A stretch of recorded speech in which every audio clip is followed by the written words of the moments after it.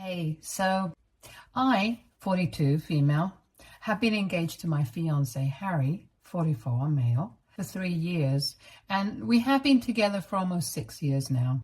The reason we have been engaged for so long, but haven't been able to get married yet, is because right after we got engaged, he received a job offer in the Middle East, and it was an incredibly lucrative job. He is a senior civil engineer, so he was asked to oversee a project there and stay there until it was finished. It was a lot of money that the company was offering, so we had a talk, and he decided to take it up. We could always get married later, and we had waited until we were in our 40s anyway. It wouldn't matter if we waited a little more, so we could live a lavish lifestyle later on. He comes back for a few weeks every year, and we are both fine with this arrangement. Harry also has a 22-year-old daughter, and she has been living with me for almost the past year. She moved out recently and immediately decided to sue me for harassment. His daughter, let's call her Mandy, graduated around 10 months ago, and after that, Harry asked me to let her live in our house for a couple of weeks until she found a job and was able to rent a place of her own. I agreed because I had known Mandy for a long time and she had been a sweet girl, so I didn't have any problem living with her. Also, it was initially just supposed to be an arrangement for a couple of weeks, but weeks turned into months and she refused to do anything about it. Once she moved in with me, she was very grateful for the first couple of weeks, but then I started realizing that she had taken absolutely zero initiative to actually go out and search for jobs. All she would do was sit on the couch and watch crappy reality shows or hang out with her friends. After 2 months, I started asking her if she had started applying for jobs yet, and at first she would just tell me that she was applying online, but she couldn't find anything that she liked. I even offered to help her out because I really didn't think that she was looking for anything, but she told me that she would know if she liked something. Eventually, she got really rude and told me to back off because she wanted to take her things at her own pace, and she didn't want me to rush her. Of course, she apologized wholeheartedly right after that and begged me not to tell her dad about it, so I didn't. She also promised me that she would start putting more of an effort into looking for jobs and wouldn't let me down. So that pacified me for a couple of weeks. But then I noticed that she had gone back to her usual behavior. Around the 6-month mark, things started getting really difficult for me to tolerate because she was 21. And I know that's really young, but she had made a promise to me, and it didn't seem like she had any intention of living up to it because she hadn't changed her ways in the slightest. So I started pressuring her more and more to go out, look for something, do something with her life, but she did not seem affected by my insistence at all. In fact, I think it made her more lazy, if anything, because she even stopped pretending to look for opportunities. We had a lot of arguments about it, and I threatened to kick her out several times, but I couldn't bring myself to do it because she wouldn't have anywhere else to go since her mother, Abigail, 44, female, had moved away a couple of weeks after Mandy left for college to take care of her parents. And for those who are wondering why I did not speak to her biological parents about this, I did. But all of us came to the same conclusion, that no matter how much I threatened her, I wouldn't have it in me to actually kick her out when it came down to it. Call me what you want, but every time that I would end up fighting with her over this, she would apologize so profusely later on that I wouldn't have the heart to ask her to move out. Harry also tried to explain this to her a couple of months back when he was visiting, and she promised him that she would change, but she didn't. So basically, we had tried everything and it didn't work, and I was getting really exasperated because even though we had enough money, I just couldn't put up with a freeloader. And it was not even just about the money. She didn't even help with the household chores or run any errands and left it all up to me.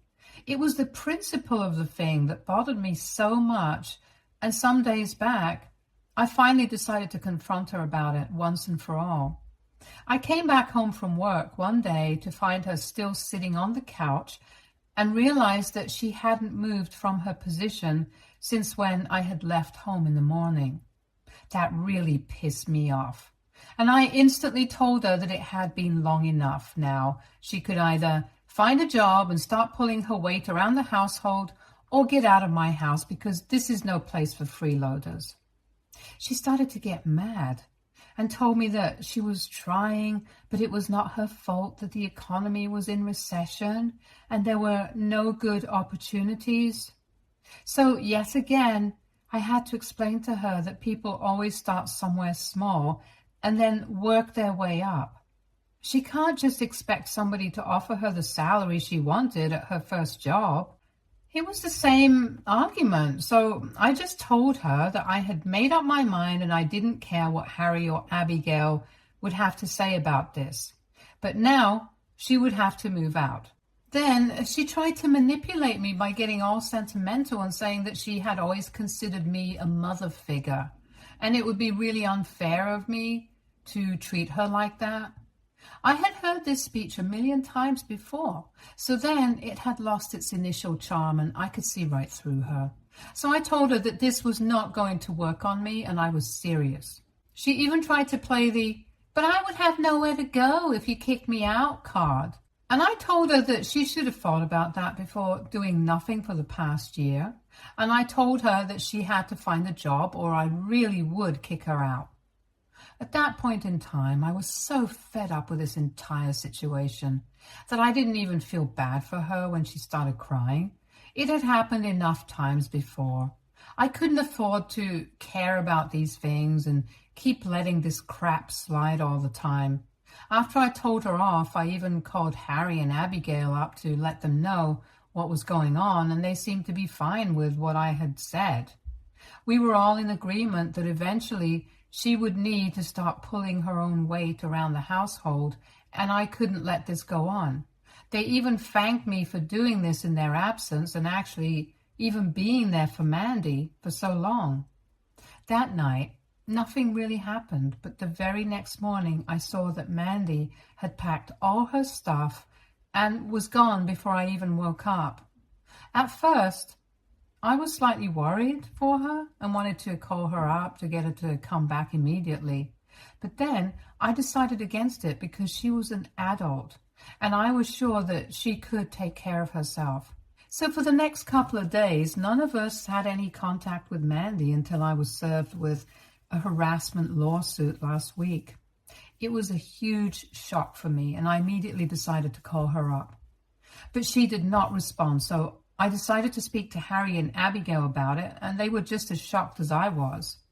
They told me that they would speak to her about it because the lawsuit itself was pretty ridiculous since she was accusing me of harassing her on the grounds that she was disabled, and apparently I had promised to let her live with me in her father's absence, but instead I had started verbally abusing her and would bully her almost every day because she couldn't find appropriate work that would also pay well due to her disability. So I would constantly taunt her about it and try to put her down, and she had finally had it with me. So she was demanding that I pay her so that she could get therapy and try to recover. The disability she had picked to fake was epilepsy, which is a pretty serious issue, and I couldn't believe that she would stoop so low for some money. Of course, after a brief discussion with her parents, I decided to fight back.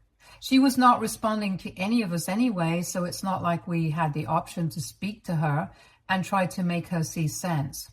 If she had really made up her mind that she was going to do this, I was not going to back down either because I had been nice to her for the past year and that had not worked. So now maybe this would work.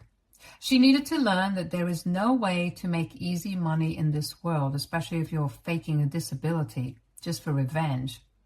Last week, when we met at the mediators, I instantly accused her of not even having epilepsy in the first place, but somehow she had managed to put together proof And by that, I meant fake medical records and prescriptions. I'm pretty sure she had bribed her way into this.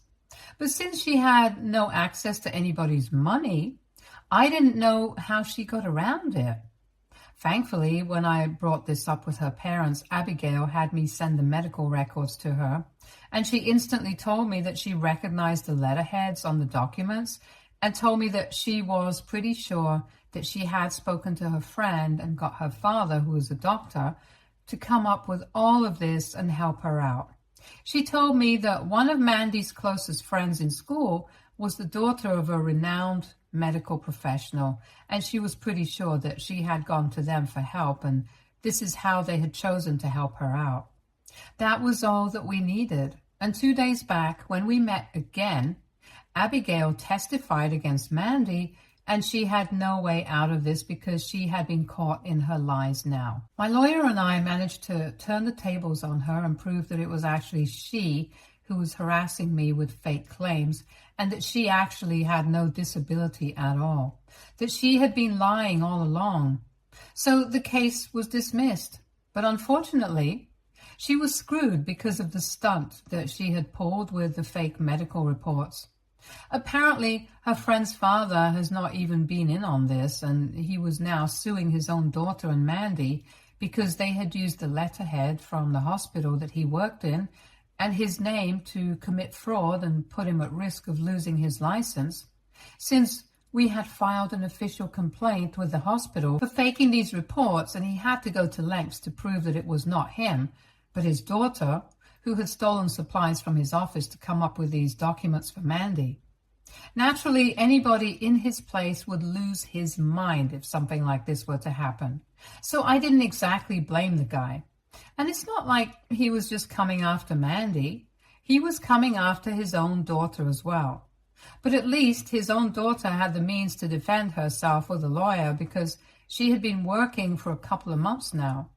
Unlike Mandy, who had been completely reliant on us, and after she was exposed for what she had done, which she had promised would not happen, she got thrown out by her friend as well, and now she really has nowhere else to go.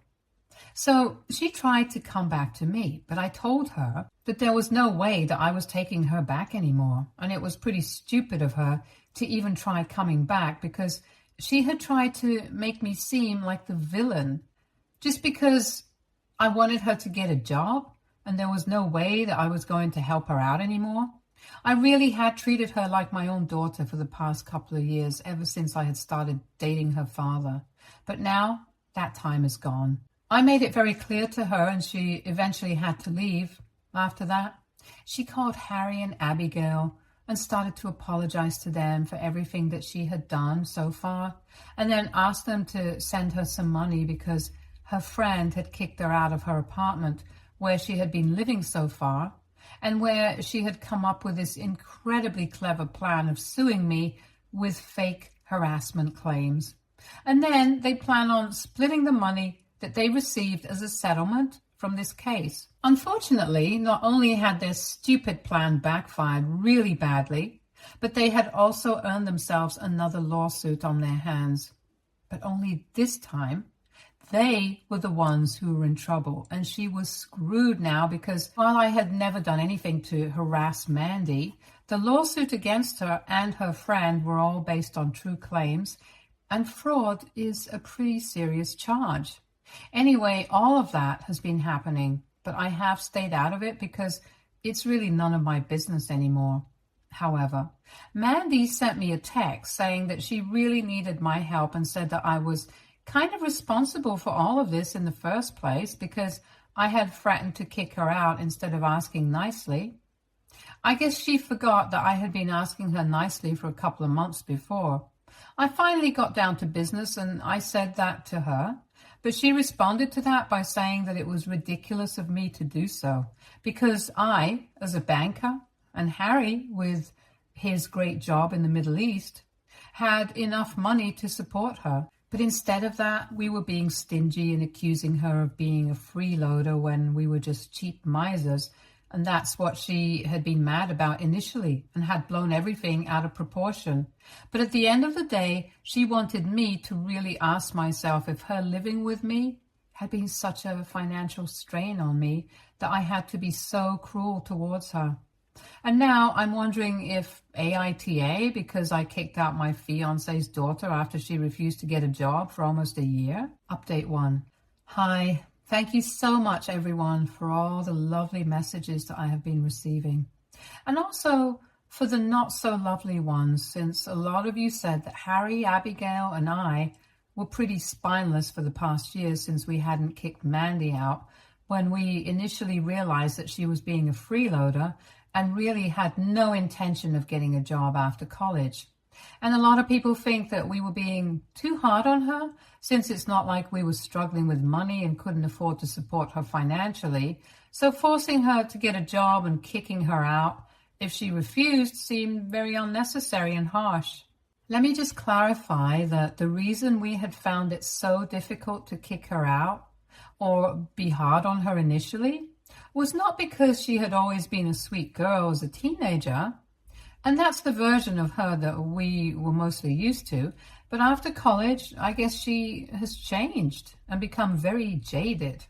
Even though I'm not a biological parent, I did feel very emotionally connected with her because I lived with her for almost 3 years before she left for college. And it was hard for me to be hard on her because I'm naturally a very soft-hearted person. I guess the real problem was that Mandy thought that she could take my kindness for granted and do whatever she wanted. And as for the people who were mad about the fact that we wanted her to get a job, even though we are pretty well off, it's really not just the money that we're concerned about. We wanted her to learn how to be responsible and live a life on her own. Also, being a freeloader doesn't always mean that she doesn't contribute to the household financially. But she never even bothered to contribute in any other way. She never offered to run any errands for me or do any of the chores for me. And I would have to do it all by myself, even though I used to be really tired after coming back home from work. And then I had to do twice the work that I would have had to do usually, now that there was another person living with me. We didn't have a housekeeper either, since owing to the location of my house, which happens to be pretty secluded, nobody would be willing to work here for long. And believe me, it had been tried and tested already. So I was mostly used to doing all the work on my own. But I expected her to help me out a bit, and she didn't even try to do that. It was just really frustrating, and I don't think I need to explain further. Anyway, these are a couple of reasons that we found it necessary for her to get a job and move out, because that's what everyone does.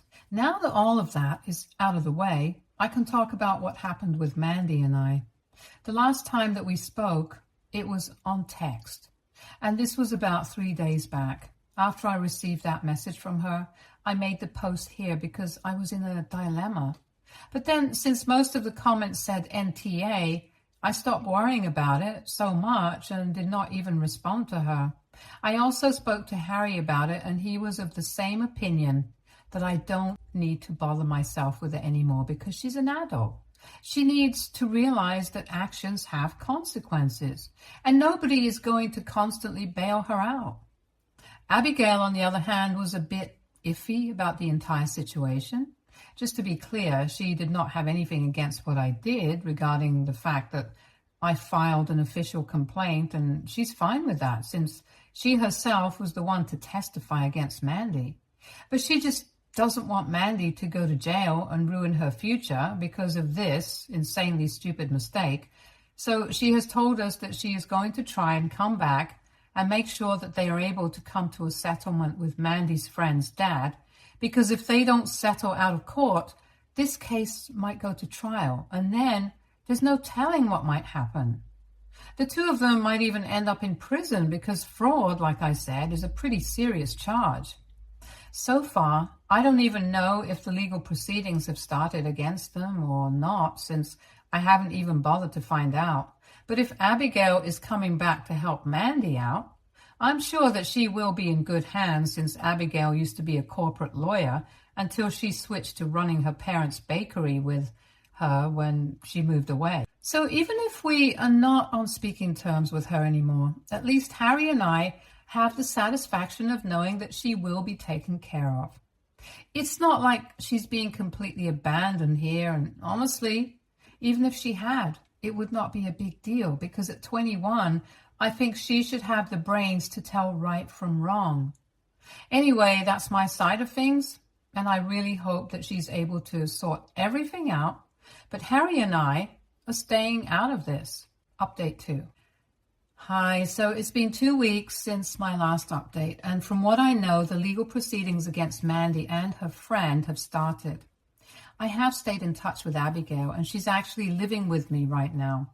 Thankfully, Mandy was able to get another friend to help her out and has been staying with her. I think I had made it sufficiently clear that I did not want her coming back here, and I guess they're respecting that. Abigail, however, I have no issues with her, and she's actually been a great help around the house. From what I know, the hospital itself, along with the doctor, is suing the two of them, so it's a pretty tough battle to fight. But Abigail is determined not to let her daughter go to jail, and I have faith in her that she will be able to bring them to an out-of-court settlement. Of course, the team of lawyers that the hospital has are all sharks, and it's pretty daunting for her to return to the world of lawyers after so long. But it's good to see that even though she's a bit rusty, it's her motherly instincts that are keeping her going because she knows that she has to protect Mandy. We have had a discussion about this recently since she seemed very overworked, and I just couldn't help myself but ask her why she was so determined to keep Mandy out of prison when she knew that what she had done was really wrong. And if she had to spend a couple of months in jail, she probably deserved it and would be much better off. Because when she was out, she would know her actions have consequences, and she just can't get away with everything.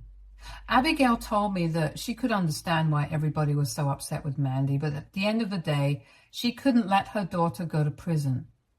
She will continue to fight for her, but she has also told me that she had not yet forgiven Mandy for the stunt that she had pulled and was still very upset with her. But even then, she felt like she had to protect her, and I guess I understand where she's coming from. Relationships are complicated, and nothing is ever black and white. I really feel bad for Abigail and Harry. I have just known Mandy for the past couple of years, but they have been raising this little girl from when she was a baby. And now to think that she might end up behind bars for this mistake that she's made is just insane.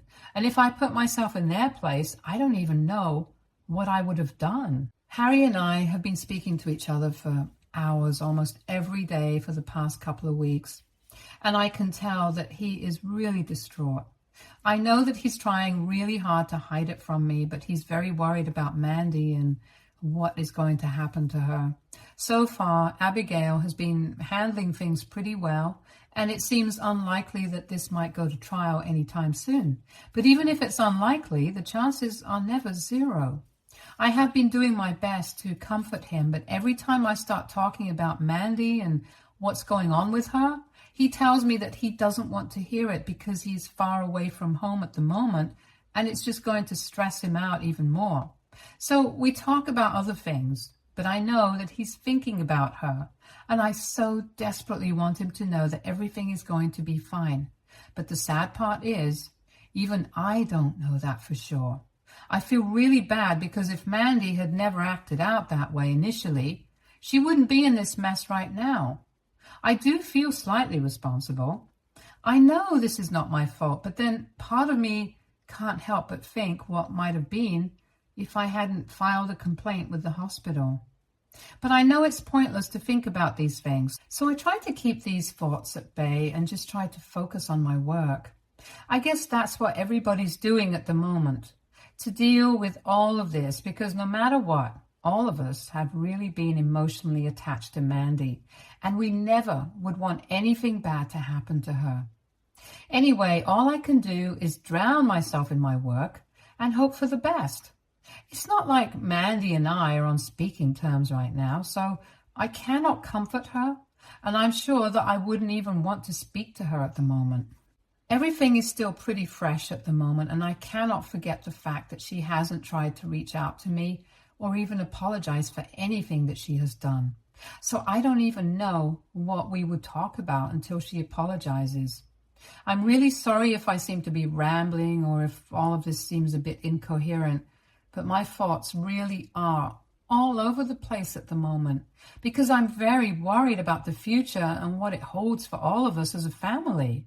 I'm just going to keep my fingers crossed and hope for the best, but I have something good to share in my next update. Thank you so much for hearing me out. Update 3. Hey, it's been close to 2 months since my last update, and I am thrilled to tell you guys that we were able to get Mandy out of trouble and come to an out-of-court settlement. It cost us an exorbitant amount of money, but Harry, Abigail, and I all pulled together some money to bail Mandy and her friend out. We took as little money as we could from her friend because we felt that Mandy was responsible for most of this mess, so it seemed only fair that we paid it all off. Of course, her friend was at fault too for even agreeing to this plan, but we are choosing to ignore that right now. And before anybody comes at us for going easy on Mandy, we just want to let you know that the only reason we bailed her out in the first place was because we did not want to go to trial. But that doesn't mean that she's off the hook permanently. Before we cleared the amount, we made her sign a legal document that she would pay us back the entire amount that she owed us in full once she had a job. She could choose to pay it all back in installments or all at once. That was up to her. But within the next 5 years, she would have to make sure that we received the money that she owed us.